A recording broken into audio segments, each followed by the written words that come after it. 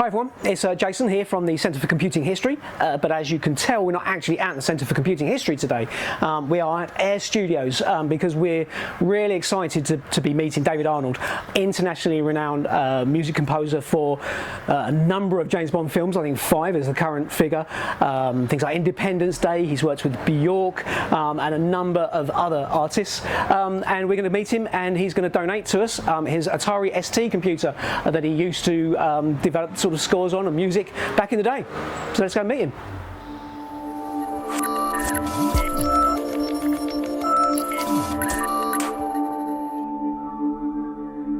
David, thank you very much for having us on here today at Air Studios. You've made quite an amazing donation to the museum, well at least I think it is. Tell us what it is. Well, I'm glad you do think it is. It's my very first computer, right, of any sort, but more specifically it's a computer that I used to write probably the first 6 feature films that I ever worked on, and basically the start of my career. So it started off with The Young Americans and the song Played Dead, and then Stargate, a film called Last of the Dogmen, Independence Day and Tomorrow Never Dies were all done on that thing. On Atari ST. And so it's gone from, you know, Independence Day, Stargate through to James Bond, and I did it all on that. And it's one of those things that once Macs started turning up and things started changing and MIDI started becoming an internal rather than an external sort of used device, it became increasingly redundant. Everything was turning into, you know, apps and plugins. So when I first travelled to America to work on films, I would have this thing, flight case like this, and I'd have 6 other flight cases with you know, a rack of S1000s and then a rack of S6000s, the Akai samplers, right, and Akai mixing desks and outboard gear, and everything would come with me, and some, you know, some synths. Yeah. Everything would come with me, and you'd have to plug everything together, and everything would be running live, because I was running Pro 24 Steinberg, which was like the pre-Cubase. Yeah. I think it was kind of in competition with Notator, E-Magic, I think it was called. They were, so you either went one way or the other. For some reason I went with Pro 24. I think I went with Pro 24 because it acted more like a tape machine. It looked more like a tape machine. And it had the tape controls, didn't it? Than it was a kind of list. You know, it was so now so used to you know, the sort of piano editing thing for moving notes about. And I remember Pro 24, I could actually work with notes on a piano keyboard, and it just felt, and using the music, the actual score software, which was very unsophisticated compared to where we are now, but it made more sense to me at the time. So so I went for that. There were 16 channels of MIDI available, so you had to be quite careful about what you did with them, and it was very slow. You know, everything was on small floppy drive. There's a little dongle that you stuck into the side so you could use the software. And when you're using it to sync up with picture, using another, actually I used an old a separate computer to drive that, which was a PC. Running kind of film sync software, which was very different. That's all 24 frames, so it gets a bit tricky. And also just in terms of being able to program tempos and, you know, whatever your acceleration, deceleration speeds need to be in order to get from one hit point to another hit point. It was kind of like a giant sort of music-y calculator thing. It still gets used today, but it was great anyway. So that was like the sort of the front end. That would get with a MIDI merge box on the edge of this Atari, and then it would drive and sync up Pro 24 in that. But you always had to make sure you turned on the master track, otherwise it wouldn't sync up, which is why I've got written on it, turn on the master track. And I just realised now that even the little protective sticky thing on the front there, put it off. Is still there. as it was new. So yeah, I had that went everywhere with me, from the first ever sort of bedroom recordings through to working in Hollywood on huge films. That's incredible. Which is weird because you think like, well, it can be done like that. Oh yeah. And you think, you know, the questions you get asked about this kind of thing is that, I mean, don't forget, 10 years previous to this happening, everything would have been pen and paper. And it was interesting being in the industry at that point when the handover was happening. Because even when I started, which isn't that long ago, I suppose, it was moving in quite a different direction. The terms of copying, people who would write out parts to give to an orchestra, there was a room with 30 people with pen and paper and manuscript paper sitting at a desk, and they would each have a page of the main score to write down. And they would write, but one guy would be doing the flute part, one guy would be doing clarinets, one would be doing oboe, one would be doing strings. Room full of people, beautifully handwritten parts in order to give to the orchestra. If there were any changes to be made, they would come and they would have little reels of sticky tape, which was paper, and on it was manuscript, blank manuscript, so they put it over the bars that were being changed, handwrite it on in a break. Now we're talking about, you know, I know that there are sessions that are being run where everyone has an iPad, everything's run from a central computer, and all the changes happen digitally. That entire skill set is now redundant, so you don't have now rooms full of copyists. Still have copyists, but they are using everything digitally, so they're using you know, sort of score notation software. But so it was interesting from that time when I was doing my first films. There was no digital tape. Everything was on 2-inch. We would run off of a VHS or a Betamax tape using, you know, striping SMPTE code that had been recorded onto the film, which would have to go into a SMPTE code reader, which so everything took ages. You know, it's like you'd have to start 20 seconds before you start a bar one. And when you're actually recording with an orchestra, you would have to then have boxes that sunk up 24-track machines. So you would have a stripe of SMPTE on each of the outside tracks, both on track 24. They would lock together, and you had to like 22 tracks of audio to play. Yeah, you with. lost tracks to the tape. SMPTE. Obviously, you know, if you're running at 30, they'd run for about 14 minutes. So every 14 minutes, you'd have to take the tape off, log it, store it, put new tape on. Stripe, you know, pre-stripe that. Anyway, the whole thing took forever. It would take you 2 minutes to do another take, whereas now it's like everything is immediate. So you can plough through things much quicker. What does that do? It removes the speed that you can work now. To a certain extent, removes the sense of decision making, and it kind of offsets everything to later in the process. You know, it's like, well, let's do 20 takes of this or 10 takes of this, and then we can sort it out at the end. Okay. Rather than say, do you know what I think we should be doing is ABC. So those kinds of decisions can be made at a later point, which means that the sort of mix and the coordinating of all your recordings is much more complex than it was, because then you would say it was definitely take 6 and that's it. You know, that was our master. Whereas now it can be, not only can it be take 6 is our master, but we can have the strings from take 4 and the flute from that, you know, and you can retune it and you can chop it and blend it. So there's a whole ton of stuff. So the technicalities of recording music for film has changed almost entirely. But it used to be pen and paper and piano, and that was it. And not that long ago, when I started, I was still doing stuff at the piano, and we were still writing stuff down by hand. I've still got all my handwritten scores. We'd write the parts out by hand, and you would write the tempos on the score itself, and you would have a stopwatch and you would have a metronome, and you would kind of judge it like that, and you would watch the film and conduct the thing to the film. Now everything is digitally locked, and orchestras have headphones, and they have the clicks, and they know every second of what they're supposed to be doing. It's changed completely. Yeah, absolutely. I mean, and it's sad when this technology kind of leaves us in a way, because that felt, at the time when I started it, it felt, well, it was groundbreaking. It was. It's like it kind of opened up the world of being able to create music, not just electronic music.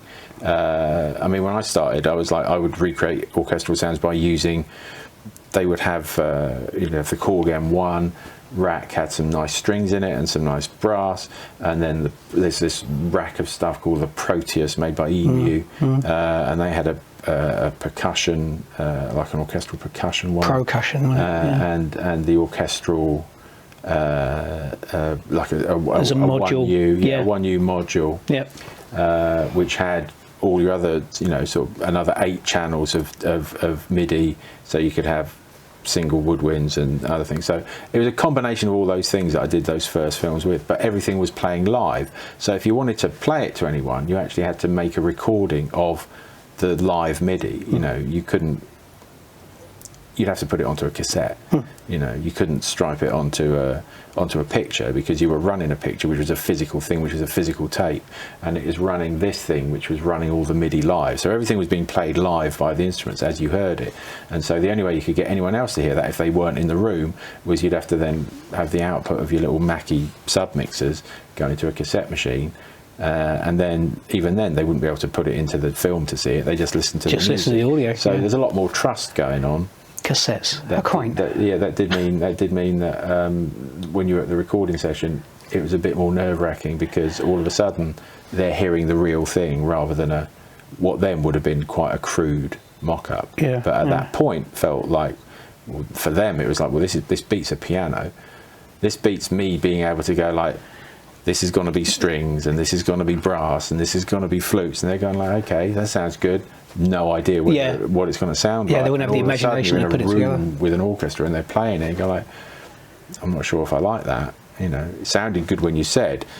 Now, of course, with the amount of technology that we've got, you can basically create the entire score as you hear it in the room. That leads to another set of problems in terms of how you perform it. Are you now performing because people like the orchestral sample demo? Are you doing it to the strength of that because they like that, and if it changes, if people's perceptions of it change because it's not like the demo, does that mean that we're going to have problems? So now you've got people who are trying to figure out how to make it sound like the demo, and the demo is very rarely accurate in terms of what can be played. It's very easy for a demo to have a horn line which is both played by, when you hear it, 12 horns, both open and stopped. If you're playing a horn really loud, if you've got it on a sample, you can make it quieter. So you get that power and that bite, but it's not above the violins, for instance. But if you did that in a hall, all you would hear is the horns. So this is our new set of problems now. What has it done? What is it? It allows us to do something, but if you're not careful, I think you will lose what makes music wonderful in terms of the creative process and also the performance of it. If you're going to try and get people to, it's like having a speech synthesizer and giving that recording to Robert De Niro and say, can you sound like that? You'll never be surprised. You'll never be like, well, I didn't think you could play it like that. I never knew it would feel like that. But great performers will give something an absolute another dimension, life, which you just don't get with samples. So I'm slightly, slightly against that. I'm not Luddite, but I know what can be brought to a piece of music by a performance. Sure. I mean, and how do you think that this process has changed, is to kind of taken the pressure off in that performance when you're trying to capture the performance live, because you can do multiple takes now at the drop of a hat, and that must influence the music slightly. People are trying harder to a certain extent. Well, the work, you have to do more work at the beginning of the process, and all the way through the process. What it does is it takes some of the heat off of the recording itself, because by the time you get there, everything's been approved. And if you can make the recording sound like what's been approved, then you're probably not going to have any trouble. It makes the recordings a little more mechanical and a little less magical, which is why I tend not to do my demos to such a high degree that it's like definitive. Right. I'd like to do it so you get a sense of what the music's doing, but there's going to be room for other things to happen in the recording. If we come across an element of it in the performance, or what the players bring to it, create space and room for that to happen. So magic stuff happens. Yeah, yeah. Because believe me, if you've been in a room with an orchestra on a take where the whole thing lifts off, it's like nothing else. Yeah, I bet. I mean, I would cite the Bond theme at the end of Casino Royale.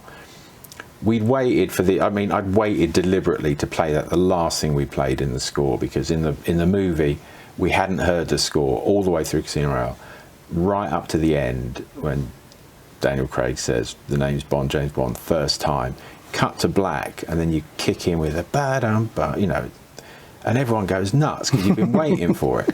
And the band, you know, the orchestra had been waiting to play that as well, you know, and there's an incredible sense of excitement that in this kind of rebooted movie, and we hadn't heard it, and we've been recording for 10 days, and we'd had sort of hints at it, but we'd never got to it, played it out, and it really did become electric. You know, everyone was looking at each other going like, this is happening. This is special, yeah. Right. If you'd have been attempting to create a demo by playing it the way it was in a demo, you'd never have got that special thing, because you'd have done everything separately. It's all planned. No one would have been able to play off each other. You know, when the brass take off in the Bond theme and you're playing alongside it, you take off as well. Yeah. But if you've already recorded your part like the day before, the strings have all gone down the day before, and we're putting the brass on now and then the woodwind later. Yeah, it can only be what it It's like was. recording actors in a room, you know, it's like if you put them in a scene, magic can happen. Yeah. If you say, like, well, we're going to do exactly the same actors doing exactly the same lines, but we're going to do them one at a time. Yeah, like Lockdown. Yeah, you know, It didn't there's work. something different. It didn't work, There's something different happens. And when it's real, this is what's Absolutely. interesting about this thing, you know, because it's right on the edge of ushering in a completely new age of the way that music is written. Yeah, absolutely. For a lot of people, it democratizes music production. It allowed people who didn't have a music education, for whatever reason, to create music, which I think is a great thing. And loads of great work has come out of that. You know, I mean, I love the idea that it allows people to unlock the thing that they still hear just because they haven't been formally, you know. It's like if you've never learnt to spell properly, but you're a brilliant storyteller, all of a sudden you've got a spell check machine, which means that you can write a book, for instance. Absolutely. You know. Yeah. And I don't think there's any harm in that whatsoever. No. No. And I'm the same with this. It's like, you know, if the ideas are the real economy of music, you know, not the execution really, not the methods. It's the ideas that are the most important. Yeah, no, completely. There are loads of brilliantly written and orchestrated dull pieces of music. You know, I mean, you can a book is going to be boring no matter how beautifully written it is. You know, like if the calligraphy is lovely and the grammar's all correct and it's, you know, maybe it's been typeset nicely, you know, it's like all those things are technically brilliant, but if the story's no good, then it's all a waste. So yeah, absolutely. anything which unlocks that, I'm all for. And this unlocked it for me from I wasn't formally trained, so it allowed me to create one part at a time, a piece of orchestral music, you know. Hang on a minute. Rewind. You weren't formally trained? No. Wow. I didn't study orchestration. I didn't study composition. I barely studied music. So this is just innate talent then? Well, it's instinctive to a certain extent. I mean, you know, when you're doing music exams at school, you read scores and listen to music. So I would rent scores from the library and listen to classical music and read it, or get scores from films and listen to and read it and see how it did. What this did was kind of took the onus away. The first few things I did was all handwritten. I found them the other day actually in this big clear out. Found all my sort of student, you know, when I was doing student films. I wasn't a film student, I couldn't get in, but I was writing lots of music for filmmakers, and it was all handwritten. So it was at the piano, handwritten, parts handwritten, and I would record it and conduct it.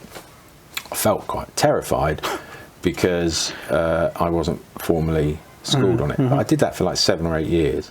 And when you do it enough, you know, you kind of find a way to do it the way that you do it. So I'm always nervous about, you know, if it's conducting other people's work or looking at other people's work, I feel a bit nervous about it. It's my own stuff, it's fine because I know what it is. It's not, I don't think there's any great revelations.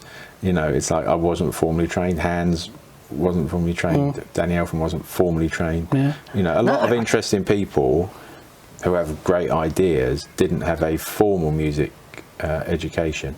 We rely on people who did, to like the musicians and, you know, like orchestrators and copyists, to make that stuff happen. Again, what's interesting now is that it's becoming increasingly redundant because software is allowing the entire process to happen without anyone else being involved. To some people that's a good thing, some people that's a bad thing. But if great work comes out of it, I don't really care. Absolutely, The journey you go on to get there, I don't mind about that. The same way that filmmakers don't mind. If you come up with something amazing, they're not going to be worried that, you know, that you weren't trained in. Absolutely. No, I was just surprised. I don't know. I made an assumption. I was just quite surprised that you know. Well, I mean, because I never did. I mean, you know, I come from a family where you didn't go to university. You know, this wasn't a thing. Yeah. So Same. Yeah. So I mean, I had DST as well. I was messing around writing tunes and stuff, slightly less successfully. And you know, the thing that I did, being completely untrained, I love music, but I had no experience. So you get the keyboard and you bang in you got an idea of where you want to go, but I can't get this right. So you just keep banging it in until you get it. Cut those few bars out that you know that it works. Move that note up on the piano roll bit, you know, where it was slightly wrong. And then just repeat it, because I was doing dance music back at the time. So, you know, I won't quantize it, obviously, you know. But you were creating. So you're telling me that Play Dead, Bjork and yourself, that was for Young Americans, wasn't it? That was created on the ST. Yes. But was the recording a real orchestra, or what? It was, right? Yeah. So the demo was done on the ST, take it to people, show them. Yeah. Right. I mean, okay. It was really only for the director and for Björk. Right. Really. Okay. And even then, it was simple. You know, it was pretty straightforward. Right. But enough to get an idea about what it was. Yeah. So it left the Atari world pretty much immediately. We recorded it. Right. So the demo was there as a recording. I mean, this was. What I liked about Pro 24, it was a bit like a notepad as well. You know, it was like a musical notepad where it's like, I've sketched out what this is, here it is. And then we did the bulk of the refining on paper, because you couldn't do it in Pro 24. There was too much, not enough capacity in terms of the amount of tracks you could have. So I would have a kind of, when I was doing the film, I would have a kind of upper and lower brass patch, which I would play that stuff on. Upper and lower strings, I would play the percussion, woodwinds, harps, whatever it was. 16 tracks, obviously, you know, you're sort of quite limited. But that would be enough for you to be able to hear what it was and what was going on. From that point on, Nick Dodd, who's my orchestrator, come round, I would get the score edit page up, and we would sit down and we would go through one instrument at a time and hand write it. Right. So it'd be like, here's the first 8 bars, it's a C, you know, 2 notes of C, dot, this, that. Used to write it all down. So then we had, so that was transcribed then from Logic, from Pro 24 onto score paper, and from that point we would work it up properly. So then you would work out what the voicings of the trumpets were, for instance, because it's easy for me on upper brass to go like ba ba ba da da da da da, and you think like, well, what's that going to be? Okay, well, it's 2 horns, and then it's like trumpet 3, trumpet 2, trumpet 1. This is what they're going to be playing. So that was that part of it, right? And that was kind of away from, and then that never went back in, because obviously you'd hear it with a real orchestra. And in those days there would be a certain amount of trust that, you know, you would play people. When I did Stargate, I think there was only about 4 cues that I played to the director and the producer out of the whole lot, and it's like 100 minutes of music. It's quite a lot. So they hadn't heard, by the time they came to record it, they hadn't heard 95% of it. They knew what the main themes were, and I'd played them a couple of key scenes, but apart from that they hadn't seen anything. All right. So it never went back. Once it came out of that and went onto paper, it sort of stayed on paper. Apart from, there were some sort of Egyptian percussion loops and bits and pieces that we kept, which we just recorded out of that. Right. You know, you have to bring the whole rig down, bring your keyboard rig down, plug it into the tape machine, and you would record it. But then they never heard that till the whole thing was played, so it was quite nerve-wracking for them. But it never went back in. There wasn't quite enough capacity in it in those days for orchestral stuff. For dance music, it was different because there were certainly fewer elements, but you might have 96 elements, you know, if you were properly doing it. Of course, you can do that now. That's the thing, I think, for people to understand now that are younger. I mean, there was no audio recording on this. This is purely MIDI, isn't it? So, you know, today you can lay down as many audio tracks as you like as well, and you know, the DAW will play it out. You've basically got 16 single tracks. So and the ST, sounds. But the ST is making none of them. No. It's playing them. It's hitting the keys on the keyboard for you, remembering what you hit, plays them back out in the synthesizer or the drum machine, the sampler, plays it. In for someone else. It's exactly the same as handing a player a sheet of music. They read it and they play what they see. With machines, that sends out the information, play an E at that point for this long at this velocity, and the machine that's listening to that information plays it. A lot of people with the ST, it's not recorded. No, it's not the audio, because people get confused with the ST because the sound on the ST is okay. It's nothing amazing. And there was the Amiga that came out at the same sort of time, which had a bit better sound, and a lot of sort of tracker music was created on, so really low 8-bit sound samples. But they were sample based. People assumed the sound was coming from the ST when they know that these things were in studios, because that's the point, I suppose, to make about the ST. This machine was in studios across the country, you know, and it changed everything. Whilst it didn't particularly change the games industry, it had great games, but it was nothing amazing, but it changed the music industry greatly. So people could literally walk into a studio with their disc, assuming they're using the same software, plug it in, and away you go. You know, all you had to do is match up the same kind of sounds on whichever synth and whatever. You still had to bring. I mean, I know, like when I started working, I did some stuff with Goldie in just after 1994. And his programmer, Rob Playford, who I ended up working with a lot, he used it in such a completely different way. It was like a different machine, you know, because he was like basically drum and bass. And I listened to that stuff. I got no. I don't know how you make that sound. It was astonishing, and it was just the Atari, and I think he was using Creator. And an S1000. Definitely. And it was just all chopped up and tuning and slicing things into bits. And all of a sudden I thought, there's this whole world that I didn't know existed. Well, it came from nowhere. It worked in a very different way. It was used in a completely different way. Because Creator at that point was like sort of grid system and piano roll kind of thing. And Pro 24 was like a I've talked about this before in terms of the way that you compose. Pro 24 was like a tape machine, and it acted in a way that helped you to compose horizontally. And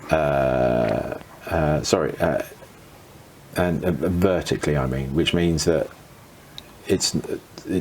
dance music for me, or electronic music, is a horizontal composition process.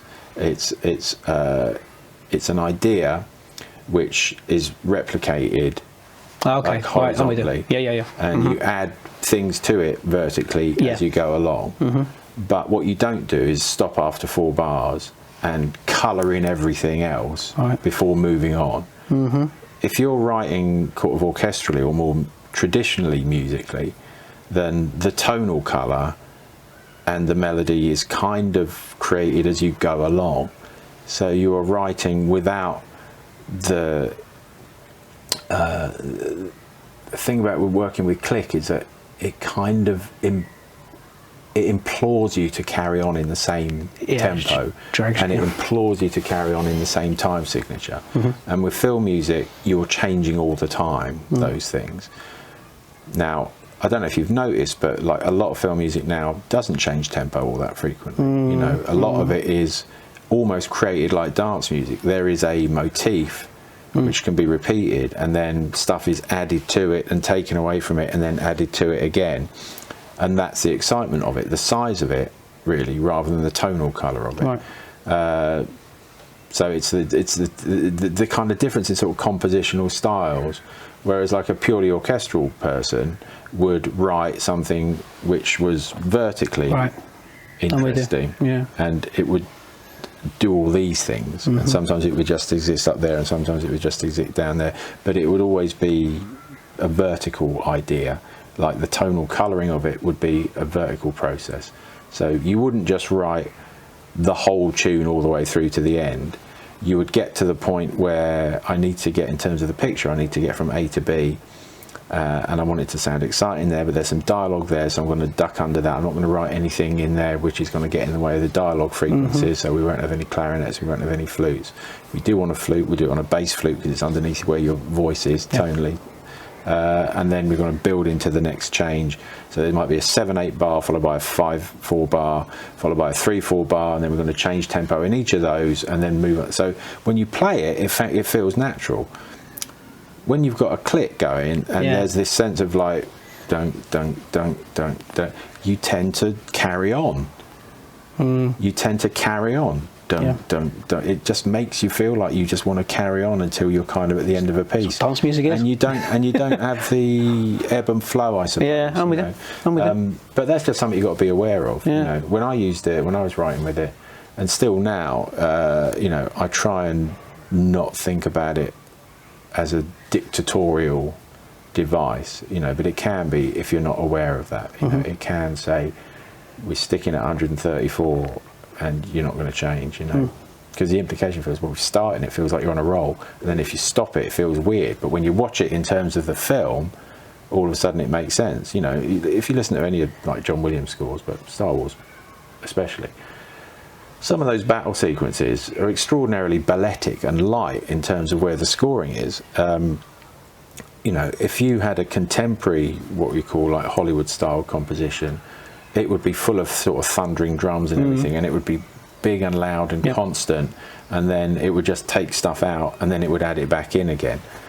John's stuff kind of goes, it's almost like it's in and around the sound, you know. He uses instrumentation which complements what you're seeing and hearing, and it feels incredibly exciting, but you've got no idea why.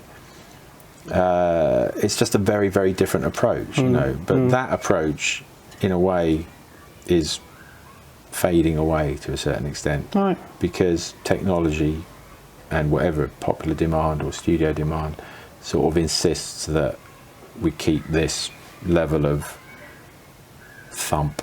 You know, it's why you don't really hear as many popular scores apart from John Williams sound purely orchestral, you know, and if the ones that do, you sort of get a sense. I think you can tell when they've been written with a click in mind, you know, because lots of what they call, like, you know, sort of bass ostinatos, you know, that like repeated bass figures, or a kind of jigga-jink, jigga-jink, jigga-jink, jigga-jink, jigga-jink, jigga-jink, jigga-jink, jigga-jink, and that goes on and on and on, and you just like build stuff. Anyway, these are all personal preferences. You know, I think there's something to be said for both. But it's interesting that this kind of was the gateway to a whole, well, the world where we are now, and you can make your own mind up whether that's good or a bad thing. That's definitely a good thing. I mean, different genres of music have come out because of technology. Like I say, with dance music, you know, grime, whatever. The way the machines have influenced the way the music happens. Like you say, working with Goldie. I didn't know you worked with Goldie. And Rob Playford, is that moving Shadow record? So, you know, we use those machines to create not only new sounds, but the way the sounds are put together. And you do things that you would only do because you can see them on the screen, and you drag it and you move it there and you see what happens. You know, you would never do that as a musician. So it's completely created new. Technology has been available to acoustic musicians as well. You know, I mean, the piano was a fairly recent development. You know, Mahler, who wanted instruments that didn't exist, had them built. You know, when people create new instruments and, you know, new like key technology, or, you know, you can get like a C bass extension on a double bass, which you never used to be able to have. you know, people write to the strengths of this new stuff. You know, it's always been like that. Oh yeah, absolutely. Otherwise, it'd all be still in plain song. Yeah. You know, it's like No, absolutely. I totally agree. And that's one of the things that we keep trying to fight against with computers and people's sort of perception of them, because they say that computers have done these terrible things with social media and whatever. Yeah. Well, they haven't. Yeah. We have. Yeah. It's all lazy thinking. Yeah. And there's always been bad stuff in the world. You know, it just with computing, it just allows you to reach a lot more people than you might have been able to do before. But within music, it certainly has created sort of new genres, and in film scores, you know, there are definite new directions that film scores have taken that they didn't before, because of that tech. So I mean, personally, I love it. It's anything that's different and starts to create a bit of diversity and changes is fantastic. Yeah. So, where's all your discs? Threw them all away. Oh, what'd you do that for? Well, it was about 2 years ago, and I thought I'm never going to use this again. And I had a big, you know, big sort of case of them. It was like, yeah, they did take up a bit of space. Yeah, fair play. No, oh well, never mind. There's always going to be someone. Sometimes it's me who regrets doing things, but you know. There's something quite nice about maybe some things being left to memory. And also, you know, yes, you could have recreated. I suppose you could have recreated those early demos. I suppose, you know, because they were only really for me. There's only a couple that were meant to be heard by anyone else. Listen, if I find any, I'll let you know. All right, appreciate that. I haven't even got the Pro 24 like discs and the dongle. You know, so I don't know if you'll find them anywhere. We've got have we got Pro 24? I think we've got Creator Notator and Cubase. Right. I'm not sure we've got Pro. I've got copies of Pro 24, because that was the other thing that the industry was doing, was ripping off discs left, right, and centre. Poor old Steinberg. I did go out and buy Cubase later on. It did feel sort of weirdly unreliable, you know. But then it was the only. Well, in terms of like the. If you've written a score by hand, then there it is. You know, it's like you know if it's there or if it's not. You know, there's something quite depressing about having a little floppy disk, which all of a sudden you put it in, it's like, it's just not there. Just will not load. Even if it was 10 minutes ago. Yeah, that's true. That is true. And this was like early days. It's before you thought about backing up more than once. You just have one little floppy disk and you save everything onto it. It might be like 4 days work, 5 days work. And it's one incredibly unreliable little thing, but we got through so many of them, and they all worked, you know. I do still have a few hanging around. I'm not sure that there are any with working files on them, though, you know. Well, I definitely chucked out all my like sample discs. Hey-ho. I'm not sure. I'm not sure that they're in the bin yet. They might even still be in the not made it to the bin yet. Are they for the S1000? Some of them were S1000, like all the stuff I did for changing lanes, and S1000. Oh God. Well, we've got an S1000 in the display at the museum, so you know. It's weird because I had loads of them. I had like S1000. I sold like 3 S6000s about 8 years ago, and I think I got about 50 quid. I was going to say you probably didn't get much for them, because I bought one. Oh, that'd be amazing if it was yours. But I bought one because $3.5 grand each. I bought them. But I sold it for 50 quid. Jeez, it's terrible, isn't it? But samplers didn't hold their value for a while. They're going up again, especially the older Akai range. It tends to do that, which is why I'm kind of keeping hold of all my keyboards and things, because it's like I've had these for years, and I bought these, a lot of them, when no one was interested in them. So I got them for very little money. Same. And now they're going like. Now it's stupid. Yeah, 4 figures, isn't it? It's mad. But the old synths and things like that, they are now very, very collectible, as you know. And and they've got a whole new life as well, because they're being used again now in ways that they weren't originally. But a lot of my old like rack stuff, like the old M1 and Roland units and Yamaha things, I've just given I've got nephews who play, you know, and I've sort of given them all to them. I don't know, they've still got them. I don't know if they realise what they are. But if they're messing around with them and doing stuff, then happy days. Used, yeah. I mean, because things like and things like those S1000 we go back to, because it's an S1000 is a computer with the screen taken off in it and just a nice simple control panel and a floppy disk where you can save your sounds. But they were pretty limited, really, when we compare with what we can do today. And things like string sounds, all that sort of stuff, they were quite often, because you have very little memory, you record the beginning of the string and then just loop it. 2 seconds in, if that, half a second in usually, and it's very, very repetitive. And those were the kind of sounds, which is why when you said that Play Dead was done on it, I thought there's no way Play Dead was done on it. The final version. It was the strings from an M1 and M1R doubled with an Oberheim S1000 synth strings. That was the main synth pad. Patch. The orchestral brass from a Proteus 2, and the drums and percussion were just from a loop CD, I think, when I was writing it. And the bass went on after all that had happened, when Joe Wobble, classic bass line. Played in the basic track, and he came up with that. So that never made it into a demo, because it was just like, we'll just come down and record it. So pretty simple. Brilliant. All that stuff's been given away. Well, I've still got, it's still around, but it's like it's not in a skip. I've still got the T1, which is a big M1. Because I was creating sound samples for the Yamaha SY85 and that sort of thing. But that was great, because that machine couldn't sample itself, but could play back samples. So I was MIDI sample dumping from. I couldn't afford an S1000, so I bought a Casio FZ1, which was much cheaper because it had the Casio name on it, and proper musicians didn't like it. Although I still swear by it. CZ1000, I think. CZ1000. Yeah. That's that one. That's a 3000. Is it bigger? That's a much bigger one. Look at that. Are they any good? Can't remember. Lovely. Used to use it.